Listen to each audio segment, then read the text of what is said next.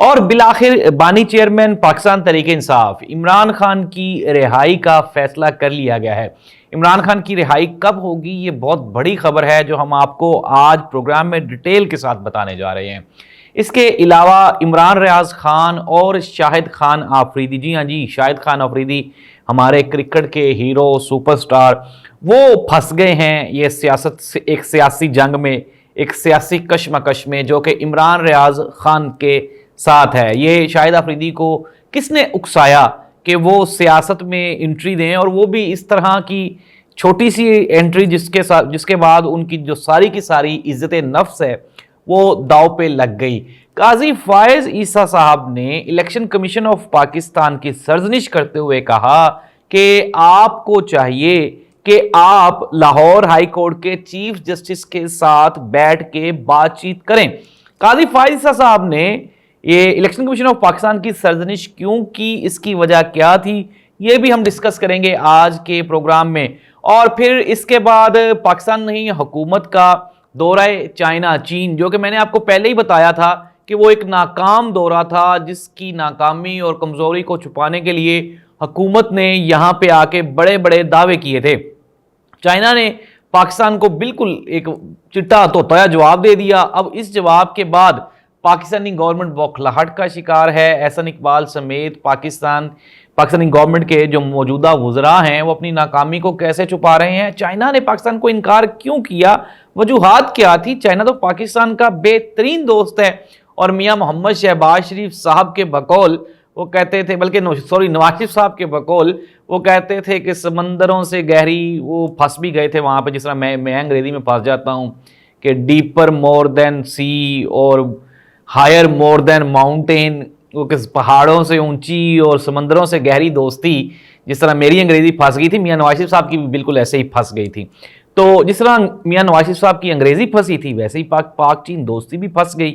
تو یہ کیوں ایسی نوبت آئی کہ پاکستان، جس کا دنیا میں بہترین اور واحد ساتھی چائنا تھا، اس نے بھی پاکستان کا ساتھ چھوڑنے کا اعلان کر دیا۔ تو ناظرین، یہ وہ تمام ٹاپکس ہیں جس کے اوپر ہم بات کریں گے۔ سب سے پہلے میری طرف سے میرے تمام ناظرین کو، دیکھنے والوں کو، چاہنے والوں کو، سننے والوں کو، اور میرے جتنے بھی خیر خواہ ہیں سب کو عید مبارک۔ اور عید سے پہلے بھی ہم نے نہیں کیا پروگرام، پھر اس کے بعد عید کی چھٹیاں، اور آج بیچ میں کچھ دوستوں نے کہنا شروع کر دیا کہ شاید آپ کے چینل پہ بھی وہ فائر وال جو کہ سوشل میڈیا کو کنٹرول کرنے کے لیے لگائی جا رہی ہے، شاید وہ نقوی صاحب آپ پہ بھی لگ گئی ہے۔ تو میں نے کہا نہیں یار، ایسا بالکل بھی نہیں تھا۔ ظاہر سی بات ہے، ایک ایونٹ ہوتا ہے، انسان سارا اپنا جو پروفیشنل لائف ہے وہ تو چلتی ہی رہتی ہے، لیکن ساتھ ساتھ آپ کو عید کی خوشیاں بھی منانا چاہیے۔ Let's come to the point. اور سب سے پہلا پوائنٹ، قاضی فائز عیسیٰ صاحب، ان سے اپیل کی گئی الیکشن کمیشن آف پاکستان کی طرف سے۔ الیکشن کمیشن آف پاکستان نے سپریم کورٹ آف پاکستان میں لاہور ہائی کورٹ کا فیصلہ جو کہ الیکشن ٹریبیونلز کے متعلق تھا، اس کو انہوں نے وہاں پہ اپیل کی اور چیلنج کیا لاہور ہائی کورٹ کے فیصلے کو۔ پاکستان تحریک انصاف کی طرف سے سلمان اکرم راجہ نے دلائل دیتے ہوئے سپریم کورٹ آف پاکستان کو بتایا کہ ہم نے یہ جو فیصلے ہیں ان کے خلاف لاہور اور اسلام آباد ہائی کورٹ میں اپیلیں دائر کر دی ہیں۔ قاضی فائز عیسیٰ صاحب نے حسب توقع ان کے ساتھ نعیم اختر افغان صاحب جو کہ دوسرے جج تھے، وہ بھی کیس سن رہے تھے، 2 رکنی بینچ نے یہ جو اپیل تھی یہ سنی۔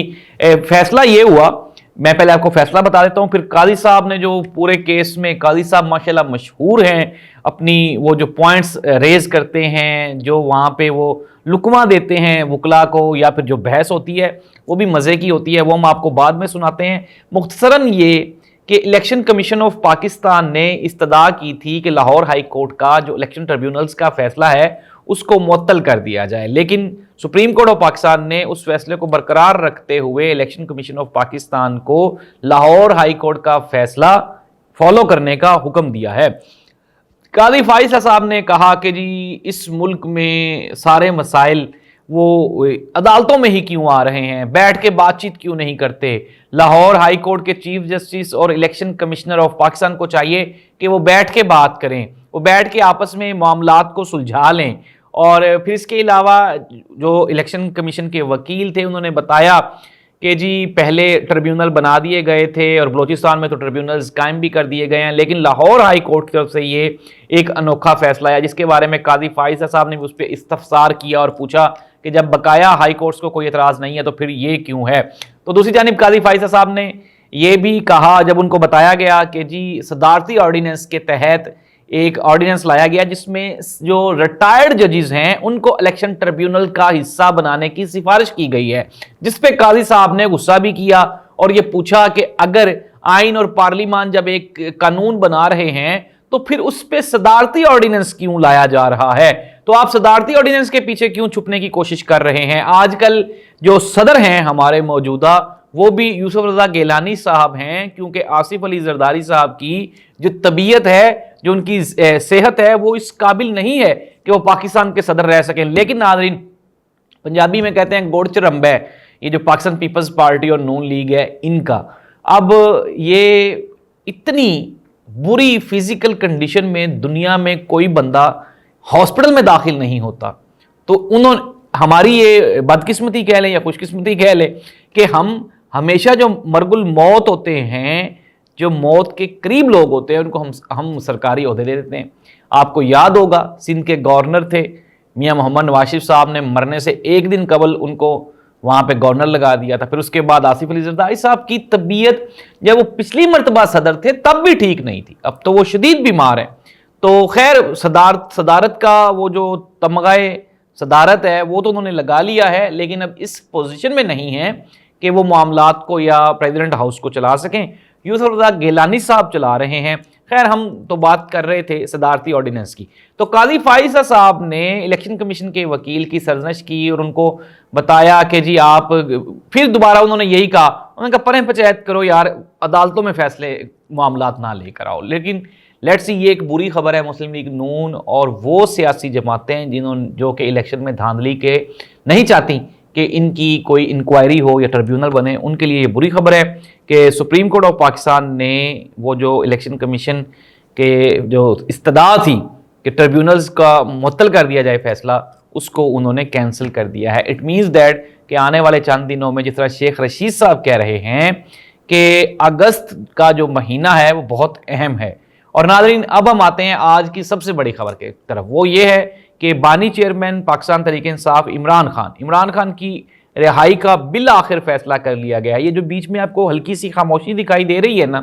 یہ اٹ مینز دیٹ کہ کہیں نہ کوئی جو بات ہے وہ چیئرمین پاکستان تحریک انصاف عمران خان نے اتنی کو ایکسیپٹ کر لی ہے کہ انہوں نے یہ گیپ اور سپیس دیا ہے. دوسری جانب انہوں نے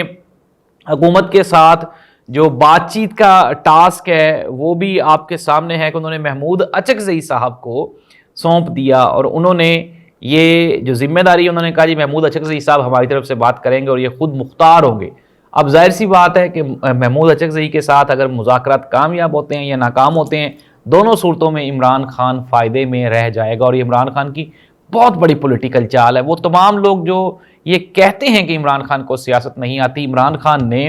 جیل میں رہتے ہوئے الیکشن 2024 جیت کے دکھایا, کے پی کے میں حکومت بنا کے دکھائی, اتنی مشکل پریشانی اور شدید مخالفت کے باوجود, پوری کی پوری اسٹیٹ کی مخالفت کے باوجود, اسٹیٹ کے اداروں کی مخالفت کے باوجود بھی آج عمران خان اگر پاکستانی پولیٹکس میں قائم اور دائم ہے تو یہ عمران خان کی سیاسی بصیرت ہی ہے. اگست میں عمران خان کی رہائی کی باتیں ہو رہی ہیں, گردش کر رہی ہیں.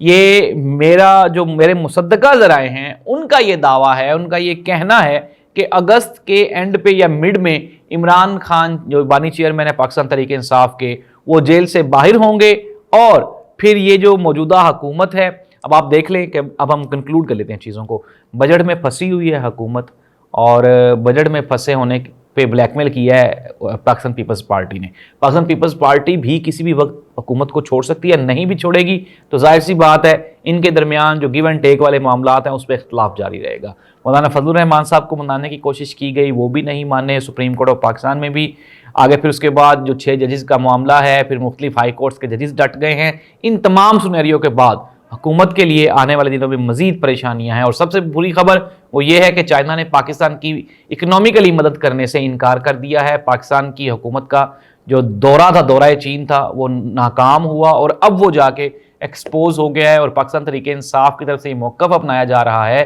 کہ احسن اقبال بوکھلاہٹ کا شکار ہو گئے ہیں, جس کی وجہ سے وہ اس طرح کے بیانات پاکستان تحریک انصاف کے خلاف دے رہے ہیں، حالانکہ ان کو چاہیے کہ وہ چائنا کے ساتھ اپنے معاملات کو درست کریں۔ دوسری جانب عمران ریاض خان اور شاہد خان آفریدی کا جو معاملہ ہے وہ بھی شدت اختیار کر گیا۔ شاہد خان آفریدی نے اپنے ٹویٹر اکاؤنٹ پہ جا کے ڈائریکٹ عمران ریاض خان کے خلاف اور عمران خان کے خلاف پوسٹ کیا، اور پھر اس کے جواب میں عمران ریاض خان بھی سرگرم ہیں، میدان میں ہیں۔ شاہد خان آفریدی کو میرا یہ مشورہ تھا کہ اگر انہوں نے سیاست کرنی ہی تھی تو وہ ایک پوزیٹیو سیاست کرتے، نہ کہ عمران خان کی مخالفت میں میدان میں آتے۔ ناظرین، ہم نے آپ کو بتایا بھی تھا